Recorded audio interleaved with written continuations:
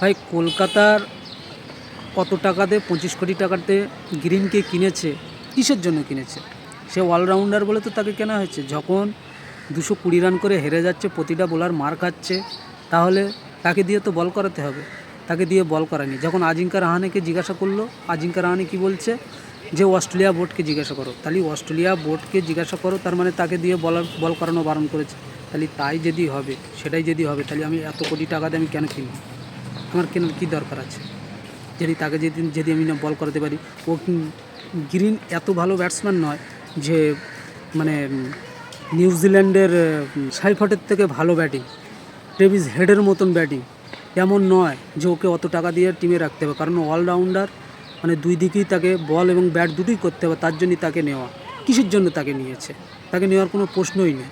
আমার তো মন বলে যদি বল না করায় তাহলে সাইফটকে খেলানো উচিত। বন্ধুরা, তোমরা কি বলছো তো অবশ্যই জানাও।